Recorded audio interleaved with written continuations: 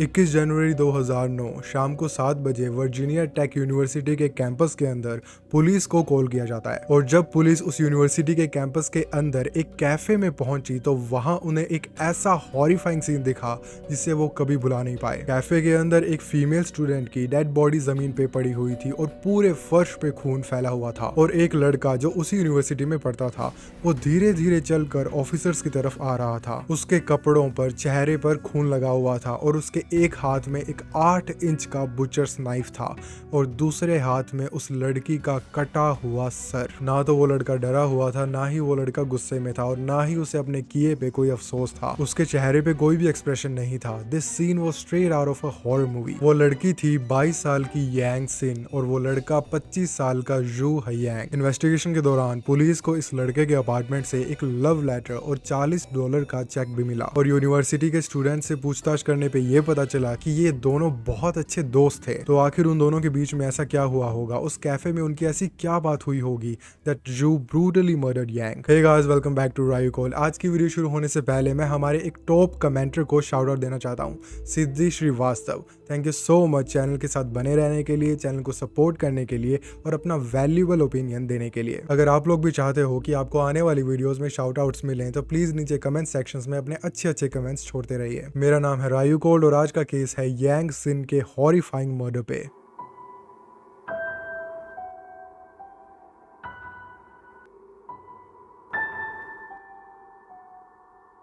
जू हयांग इस केस का मर्डरर। उसका जन्म 1984 निंगबो चाइना में हुआ था। He was born in a loving and educated family। उसके पापा यूनिवर्सिटी में प्रोफेसर थे और उसकी मॉम एक डॉक्टर। जब पेरेंट्स इतने क्वालिफाइड होते हैं तो सबकी ऑटोमेटिकली बच्चे से एक्सपेक्टेशंस बढ़ जाती है और जू उन उम्मीदों पे खड़ा उतरा। बचपन से ही वो अपनी स्टडीज में बहुत अच्छा परफॉर्म कर रहा था। He was one of the top students। उसके काफी सारे दोस्त भी थे जो कहते थे कि वो बहुत ही काइंड, वेल मैनर्ड और फ्रेंडली है, उसमें कोई कमी नहीं थी। यहाँ तक कि उसके टीचर्स भी उसकी बहुत तारीफ करते थे। We can imagine how proud his parents must be. सबको इस बात का यकीन था कि जू का फ्यूचर बहुत ब्राइट है। जैसे जैसे वो बड़ा होता गया तो उसे अपने पेरेंट्स के गुड लुक्स भी मिलने लगे। जब वो कॉलेज में था तो उसके इंटेलिजेंस और उसके लुक्स की वजह से उसे काफी लड़कियां पसंद करती थी। He had no shortage of attention. School of economics and trade से जू ने अपनी अंडर ग्रेजुएट और मास्टर डिग्री कंप्लीट की एंड सिंस वो वहां के टॉप स्टूडेंट्स में से एक था तो 2008 में उसे एक स्कॉलरशिप मिली जिसके जरिए वो वर्जीनिया टेक यूनिवर्सिटी यूएस में इकोनॉमिक्स में डॉक्टरेट करने चला गया। वर्जीनिया टेक यूनिवर्सिटी जो है उसमें पहले भी एक हॉरिबल इंसिडेंट हुआ था। 2007 में एक स्टूडेंट कैंपस के अंदर पिस्टल्स लेके घुस आया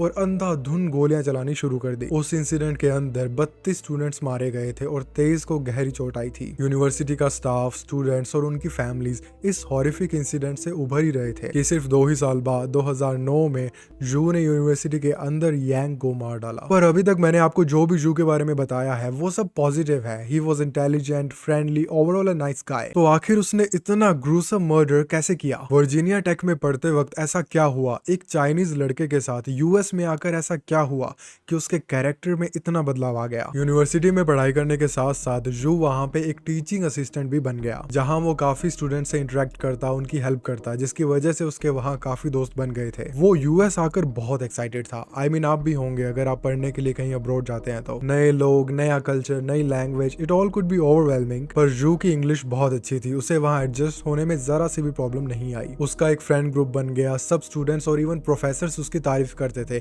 कि वो बहुत फ्रेंडली और हेल्पफुल है और उसे जब भी देखो उसके चेहरे पे एक स्माइल रहती है। अब ऐसे इंसान को दोस्त कौन नहीं बनाना चाहेगा? पर जू की बस एक ही कमी थी, वो हर वक्त सबसे कंप्लेन करता रहता था कि यहाँ पर स्टडीज कितनी हार्ड है, यहाँ पर वर्कलोड कितना ज्यादा है। और उसने पहला सेमेस्टर शायद ज्यादा पढ़ाई की नहीं या फिर मस्ती में ही निकाल दिया क्योंकि पहले ही सेमेस्टर में उसके ग्रेड्स बहुत गिर गए थे। आई मीन हम सब कॉलेज गए हैं, आप में से कुछ लोग कॉलेज जाएंगे, हम सब जानते हैं कि फर्स्ट सेकंड सेमेस्टर तो ऐसे ही घूमने में, दोस्ती में, पार्टीज में निकल जाते हैं, नॉट अ बिग डील। पर जू का हाल तो बहुत ही बुरा था। उसका जीपीए 3.0 से भी कम आया था, मतलब एवरेज से भी लो। और जैसा कि हम सब जानते हैं जू वहां पे अपनी इंटेलिजेंस, अपनी स्कॉलरशिप के दम पे आया था। तो अगर पूरा साल उसकी जीपीए एवरेज से कम रहती तो उसकी स्कॉलरशिप को कैंसिल कर दिया जाता और उसे वापस चाइना डिपोर्ट कर दिया जाता। अब है तो वो बेचारा एक student he, it's a lot of pressure. इस नई जगह पे इतना कंपटीशन उसने एक्सपेक्ट नहीं किया था। वो बहुत टेंशन में रहने लगा, बार बार लोगों से कंप्लेन करने लगा कि उसका जो कोर्स है एग्रीकल्चरल इकोनॉमिक्स,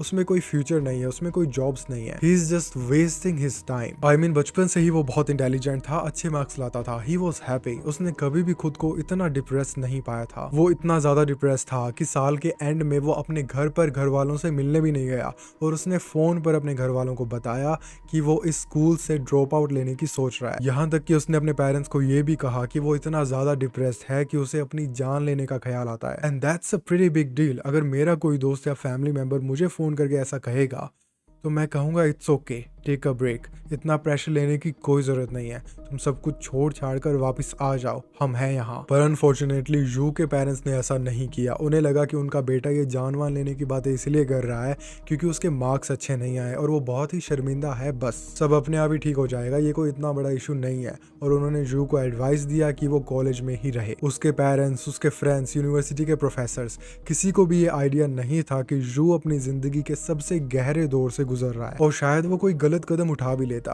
पर तब उसकी जिंदगी में यांग सिन नाम की एक लड़की आई। यांग एक 22 साल की लड़की थी जो जू की तरह चाइना से ही थी। उसका जन्म 1986 चाइना में हुआ था। जू के पेरेंट्स की तरह यांग की फैमिली भी बहुत पढ़ी लिखी थी और यांग खुद भी एकेडमिकली बहुत अच्छा परफॉर्म कर रही थी। तो जू की तरह यांग को भी वर्जीनिया टेक में पढ़ने का मौका मिला और वो इस अपॉर्चुनिटी से बहुत खुश थी। पर यांग यूएस में किसी को जानती नहीं थी, तो उसने ऑनलाइन कॉलेज स्टूडेंट ग्रुप से बात की ताकि वो उसे अच्छे से गाइड कर सके। और उन ऑनलाइन ग्रुप्स में उसकी बात जू हयांग से होनी शुरू हो गई। जू उसका सीनियर था और एक टीचर्स असिस्टेंट भी, एंड इट डिडंट हर्ट कि वो चाइनीज भी था। तो यांग ने उससे बात करना, उसकी मदद लेना ठीक समझा। 8 जनवरी 2009 को यांग अमेरिका में पहुंची और जू एयरपोर्ट पर उसे पिकअप करने गया। वो पहली बार था जब उसने यांग को करीब से देखा था। वो बहुत ही खूबसूरत और फ्रेंडली थी। वो उसे एयरपोर्ट से सीधा यूनिवर्सिटी कैंपस ले गया ताकि वहां वो रिपोर्ट कर सके और सारी फॉर्मेलिटीज पूरी कर सके। यांग वहां किसी और को जानती नहीं थी, तो उसने जू का नाम ही अपने इमरजेंसी कॉन्टैक्ट्स में लिखवा दिया और जू ने भी अपने इमरजेंसी कॉन्टैक्ट्स में यांग का नाम लिखवा दिया। जब यूनिवर्सिटी स्टाफ ने उनसे पूछा कि आखिर तुम दोनों का रिश्ता क्या है,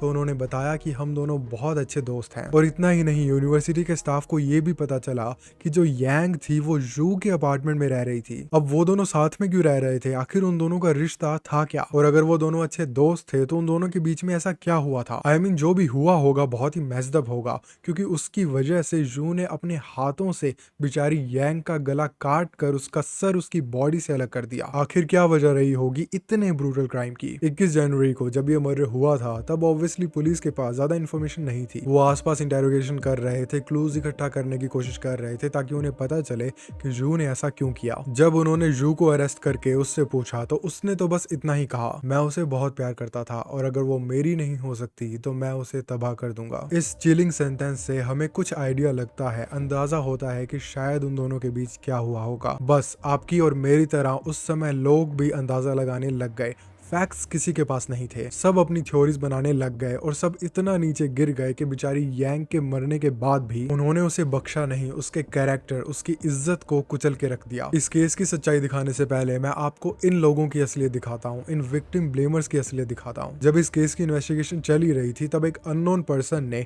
इंटरनेट पे एक पोस्ट डाली जिसमें उसने कहा, मैं यांग सिन को जानती थी, वो बहुत ही मतलबी लड़की थी, उसकी रेपुटेशन बहुत ही ज्यादा खराब थी, उसके बहुत सारे बॉयफ्रेंड्स थे चाइना में और वो उन बॉयफ्रेंड से पैसे मांगती थी। उसका डेट करने का बस एक ही रीजन था, पैसा। वो बहुत ही ज्यादा मटेरियलिस्टिक थी और उन पैसों से वो अपने लिए फैशन प्रोडक्ट्स खरीदती। एंड फॉर सम रीजन ये हेट पोस्ट, जिसमें कोई भी एविडेंस प्रोवाइडेड नहीं है, ये वायरल हो गई और फिर लोग आकर अपनी ही कहानियां बनाकर पोस्ट करने लगे। कहने लगे कि यांग ने जू को प्यार में फंसाया होगा, उसे सेक्सुअली यूज किया होगा और फिर उसे ब्लैकमेल करना शुरू कर दिया होगा, जिसकी वजह से जू फ्रस्ट्रेट हो गया और उसने ऐसा कदम उठाया। उन लोगों ने तो ये तक कहा कि यांग के साथ जो भी हुआ वो डिजर्व करती थी, ऐसी लड़की के साथ तो ऐसा ही होना चाहिए। बिना कोई एविडेंस के, उन पोस्ट की ऑथेंटिसिटी चेक किए बिना ही लोगों ने उस हार्टलेस मर्डरर जू हयांग को डिफेंड करना शुरू कर दिया और उसे इस कहानी का हीरो बना दिया और यांग सिन जो विक्टिम थी उसे एक villain. It's really weird to me कि लोग बिना कुछ जाने कितनी जल्दी विक्टिम्स पे टूट पड़ते हैं। उनके साथ जो भी हुआ उसके लिए उन्हें ही ब्लेम करते हैं, उन्हें शेम करते हैं। इट्स लाइक लोग सिर्फ बहाना ढूंढते हैं विक्टिम्स को गालियां देने का,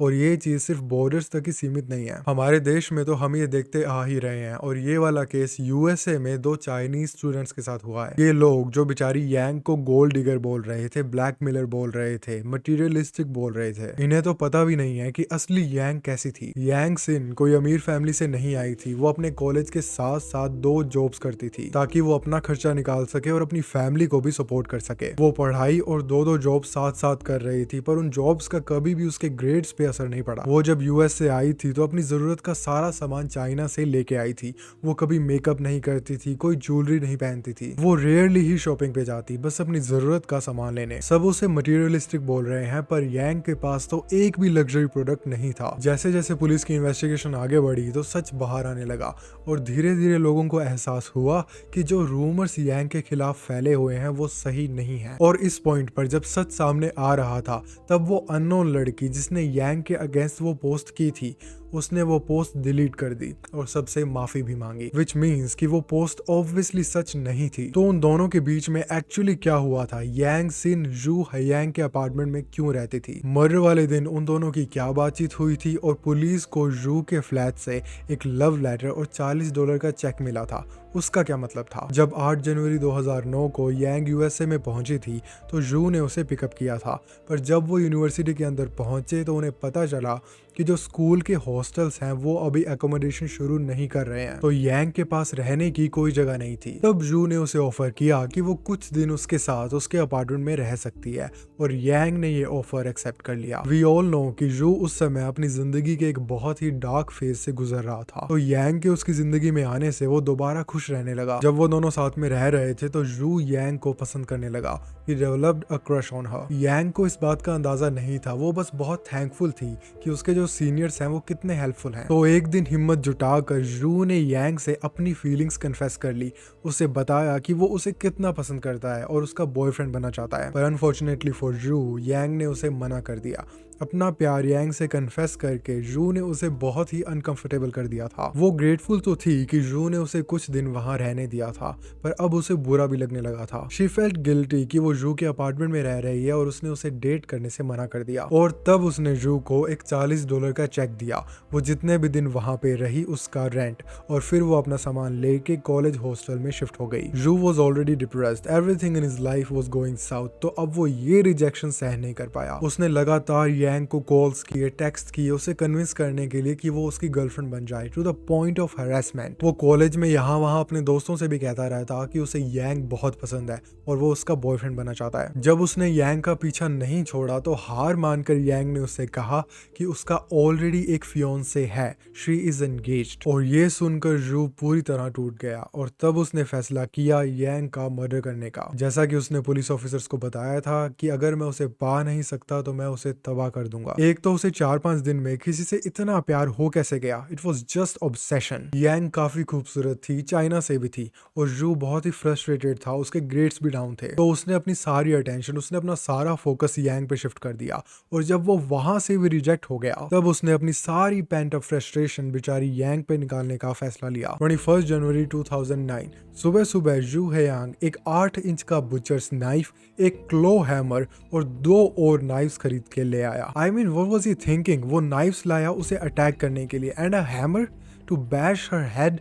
इट्स डिस्टर्बिंग टू इमेजिन कि उसके मन में क्या चल रहा था। और इसके बाद वो लगातार यांग को कॉल कर करके परेशान करने लगा कि प्लीज मुझे तुमसे कुछ बात करनी है, जस्ट 1 मीटिंग। यांग ने उसे जितना हो सके उतना इग्नोर किया, पर आखिर में हार मानकर शाम को 7 बजे के आसपास वो उसे वहीं कैंपस के एक कैफे में मिली। उस कैफे के अंदर 2-3 स्टूडेंट्स हैं, कुछ एम्प्लॉयज हैं, और जू और यांग बैठकर बातें कर रहे हैं। किसी को भी इस चीज का आइडिया नहीं था कि जू ने अपने पीछे एक नाइफ छुपाया हुआ है। जब उस कैफे के अंदर यांग ने उसे आखिरी बार उसकी गर्लफ्रेंड बनने से मना कर दिया तो जू वो चाकू लेके उस पे टूट पड़ा। Yang had no idea, she was surprised. वो उस नाइफ से उस पे अटैक करता रहा, और स्टार्टिंग में तो यांग ने खुद को बचाने की कोशिश की थी, जिसकी वजह से उसके हाथों पर काफी कट्स आए, पर इवेंचुअली बेचारी यांग नीचे गिर गई, और तब जू उसके ऊपर चढ़कर उस नाइफ से उसका सर काटने लगा। This scene is truly horrifying to imagine. ये सब अचानक ही हुआ और बहुत ही ज्यादा वायलेंट था, तो सब स्टूडेंट्स और कैफे वर्कर्स वहां से भाग गए, और जू जू ने यांग का सर उसकी बॉडी से अलग कर दिया। पुलिस इमीडिएटली उस कैफे में पहुंची और जैसा कि मैंने बताया that scene was straight out of a horror movie. Yang की लाइफलेस बॉडी खून से भरी हुई जमीन पे पड़ी थी और जू के एक हाथ में वो नाइफ था और दूसरे हाथ में यांग का कटा हुआ सर, और वो पुलिस वालों की तरफ धीरे धीरे चल के आ रहा था। उसके चेहरे पे कोई भी एक्सप्रेशन नहीं था, नो गिल्ट नो रिमोर्स। 19 अप्रैल 2010 को इस केस का कोर्ट ट्रायल शुरू हुआ, जहां पर जू ने कोर्ट के अंदर अपना क्राइम कन्फेस किया और यांग की फैमिली से माफी भी मांगी, एन एम्प्टी अपॉलजी। बिना किसी वजह के उसने उनसे उनकी बेटी छीन ली। What good is a sorry now? Since Virginia में डेथ पेनल्टी को अबॉलिश कर दिया गया था, which he actually deserved, तो जू हैयांग को यांग का मर्डर कर देने के जुर्म में उम्र कैद की सजा हुई। We can't even imagine कि यांग की फैमिली पे क्या बीती होगी जब उन्होंने अपनी ही बेटी को उस हालत में रिसीव किया होगा। She was their only support. I hope she is in a better place. अगर आपको मेरी नरेशन पसंद आई है तो प्लीज़ मुझे इंस्टाग्राम पे फॉलो ज़रूर कर लीजिए, इस चैनल को सब्सक्राइब कर दीजिए और नीचे कमेंट सेक्शन में बताइए कि आपको ये वीडियो कैसी लगी या आपके क्या ओपिनियंस है इस केस के बारे में। वीडियो को लाइक और शेयर करना मत भूलना। मैं आपसे मिलता हूँ अगली बार एक नए केस के साथ।